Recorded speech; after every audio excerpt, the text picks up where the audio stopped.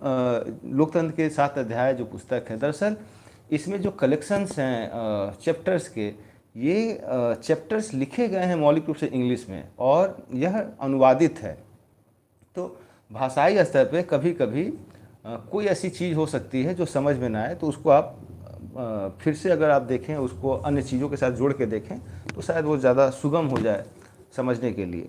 अब संकट की प्रकृति जो दूसरा भाग है, तो मौजूदा राजनीतिक संकट अपने बुनियादी अर्थों में राजनीतिक प्राधिकार की वैधता का संकट, जो उनका स्टेटमेंट है, जो उनका चैप्टर है कि ये जो क्राइसिस है दरअसल पॉलिटिकल सिनेरियो में, ये क्राइसिस कहीं ना कहीं लेजिटिमेसी की क्राइसिस। एक्सप्लेन करते हैं कैसे हुआ ये। तो हुआ यह है कि इस व्यवस्था में चुनाव प्रक्रिया के साथ सरकार और दलीय प्रणाली की असंगति बहुत ज़्यादा बढ़ गई है, जिसकी हमने चर्चा इससे पहले भी की। और चुनाव के जरिए शासन करने का जनादेश नहीं मिल पा रहा, मतलब चुनाव आ रहे हैं, चुनाव हो रहे हैं, लेकिन उन चुनावों से जो मैंडेट है वो क्लियर नहीं है, वो स्काटर्ड है, वो बिखरा हुआ है।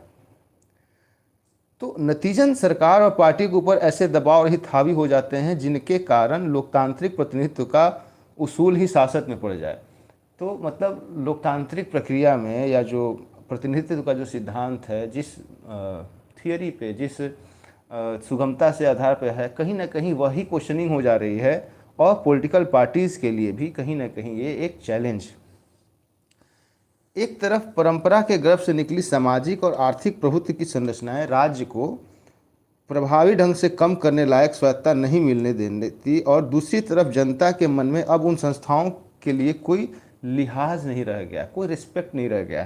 तो दो चीज़ें हो रही थी एक साथ। एक तरफ तो ये हो रहा था कि जो सामाजिक और आर्थिक प्रभुत्व की संरचनाएं हैं जो राज्य को वैधता देती हैं, वो कमज़ोर हो रही थी। दूसरी तरफ जो कॉमन मैन है, जो आम नागरिक हैं, जो जनता है, उसका भी राजनीतिक व्यवस्था में विश्वास जो है वह कम हो रहा था। वह धीरे धीरे राजनीतिक व्यवस्था से अपने आप को अलग महसूस करने लगे। इसका नतीजा यह निकला कि स्वतंत्र और निष्पक्ष चुनाव के जरिए सरकार बनने के बावजूद राजनीतिक प्राधिकार पर जनवैधता की महत्वपूर्ण मुहर नहीं लग पा रही थी। सरकारें बन रही थी, चुनाव हो रहे थे, शासन हो रहा था, लेकिन उन शासन को जनता का वह समर्थन प्राप्त नहीं था जो कि हम शुरू में या शुरू के कालखंड में देख रहे थे।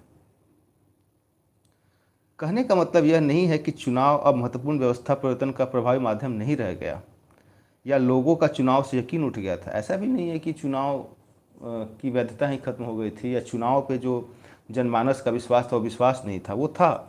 लेकिन बात ये थी कि चुनाव के जरिए मिलने वाला राजनीतिक प्राधिकार की जनता के बीच में मान्यता लगातार घटती जा रही थी।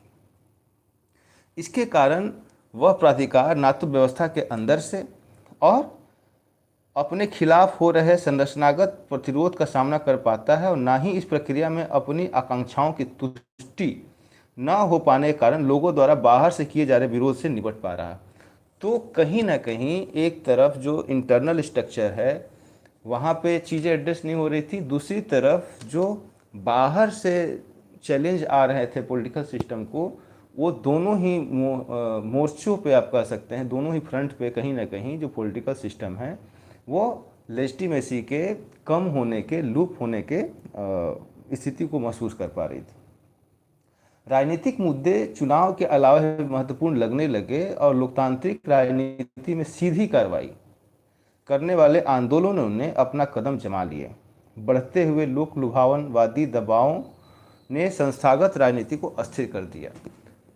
तो व्यापक स्तर पे जो सीधी कार्रवाई की चुनौती थी, 1970 का दशक हम सभी जानते हैं कि कई प्रकार के आंदोलनों का भी समय रहा है। उन आंदोलनों ने किस तरीके से जो आप कह सकते हैं कि पॉपुलिस्ट पॉलिसीज़ थी, जो लोक लुभावन नीतियाँ थीं, उसको भी किस हद तक चैलेंज किया।